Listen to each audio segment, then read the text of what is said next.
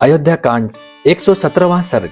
श्री राम आदि का अत्रि मुनि के आश्रम पर जाकर उनके द्वारा सत्कृत होना तथा अनसुया द्वारा सीता का सत्कार। उन सब ऋषियों के चले जाने पर श्री रामचंद्र जी ने जब बारंबार विचार किया तब उन्हें बहुत से ऐसे कारण ज्ञात हुए जिनसे उन्होंने स्वयं भी वहां रहना उचित न समझा। उन्होंने मन ही मन सोचा, इस आश्रम में मैं भरत से, माताओं से तथा पूर्वासी मनुष्यों से मिल चुका हूँ। वो स्मृति मुझे बराबर बनी रहती है और मैं प्रतिदिन उन सब लोगों का चिंतन करके शोकामग्न हो जाता हूँ। महात्मा भरत की सेना का पड़ाव पड़ने के कारण हाथी और घोड़ों की लीदों से यहाँ की भूमि अधिक अपवित्र कर दी गई है, अतः हम लोग भी अन्यत्र चले जाएं। ऐसा सोचकर श्री रघुनाथ जी सीता और लक्ष्मण के साथ वहां से चल दिए। वहां से अत्रि के आश्रम पर पहुंचकर महायशस्वी श्री राम ने उन्हें प्रणाम किया तथा भगवान अत्रि ने भी उन्हें अपने पुत्र की भांति स्नेहपूर्वक अपनाया। उन्होंने स्वयं ही श्री राम का संपूर्ण आतिथ्य सत्कार करके महाभाग लक्ष्मण और सीता को भी सत्कार पूर्वक संतुष्ट किया।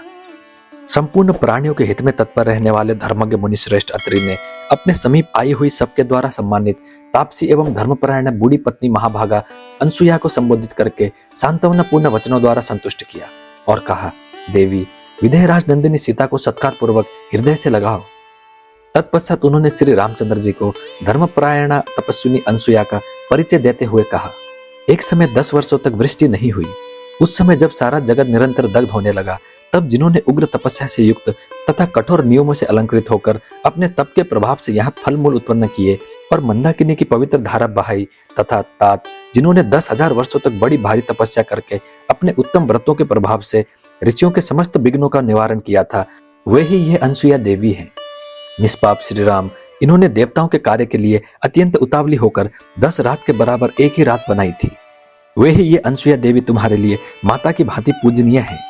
ये संपूर्ण प्राणियों के लिए वंदनीय तपस्विनी है। क्रोध तो इन्हें कभी छू भी नहीं सका है। विदय नंदिनी सीता इन वृद्धा अनसुया देवी के पास जाए। ऐसी बात कहते हुए अत्रि मुनि से बहुत अच्छा कहकर श्री रामचंद्र जी ने धर्माज्ञ सीता की ओर देखकर यह बात कही, राजकुमारी, महर्षि अत्रि के वचन तो तुमने सुन ही लिए। अब अपने कल्याण के लिए तुम शीघ्र ही इन तपस्विनी देवी के पास जाओ, जो अपने सत्कर्मों से संसार में अनसुया के नाम से विख्यात हुई है। वे तपस्विनी देवी तुम्हारे आश्रय लेने योग्य हैं। तुम शीघ्र उनके पास जाओ।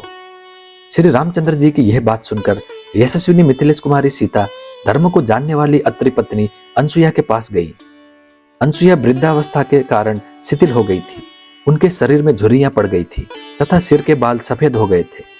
अधिक हवा चलने पर हिलते हुए कदली वृक्ष के समान उनके सारे अंग निरंतर कांप रहे थे। सीता ने निकट जाकर शांत भाव से अपना नाम बताया और उन महाभागा पतिव्रता अनसुया को प्रणाम किया।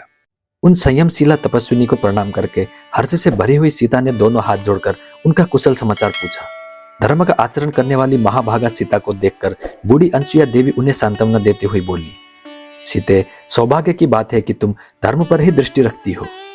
मानिनी सीते, बंधु बांधवों को छोड़कर और उनसे प्राप्त होने वाली मान प्रतिष्ठा का परित्याग करके तुम वन में भेजे हुए श्री राम का अनुसरण कर रही हो। ये बड़े सौभाग्य की बात है। अपने स्वामी नगर में रहे या वन में, भले हो या बुरे, जिन स्त्रियों को वे प्रिय होते हैं उन्हें महान अभ्युदयशाली लोगों की प्राप्ति होती है। पति बुरे स्वभाव का, मनमाना बर्ताव करने वाला अथवा धनहीन ही क्यों ना हो, वो उत्तम स्वभाव वाली नारियों के लिए श्रेष्ठ देवता के समान है। विदेहराज नंदिनी, मैं बहुत विचार करने पर भी पति से बढ़कर कोई हितकारी बंधु नहीं देखती। अपनी की हुई तपस्या के अविनाशी फल की भांति वो इस लोक में और परलोक में सर्वत्र सुख पहुंचाने में समर्थ होता है। जो अपने पति पर भी शासन करती हैं, वे काम के अधीन चित्त वाली असाध्वी स्त्रियां इस प्रकार पति का अनुसरण नहीं करती। उन्हें गुण दोषों का ज्ञान नहीं होता, अतः वे इच्छानुसार इधर उधर विचरती रहती हैं। मिथिलेश कुमारी, ऐसी नारियां अवश्य ही अनुचित कर्मों में फंसकर धर्म से भ्रष्ट हो जाती हैं और संसार में उन्हें अपयश की प्राप्ति होती है। किंतु जो तुम्हारे समान लोक परलोक को जानने वाली साध्वी स्त्रियां हैं, वे उत्तम गुणों से युक्त होकर पुण्य कर्मों में संलग्न रहती हैं, अतः वे दूसरे पुण्यात्माओं के भांति स्वर्गलोक में विचरण करेंगी। अतः तुम इसी प्रकार अपने इन पतिदेव श्री रामचंद्र जी की सेवा में लगी रहो।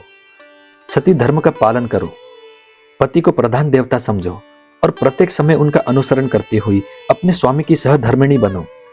इससे तुम्हें सुयश और धर्म दोनों की प्राप्ति होगी।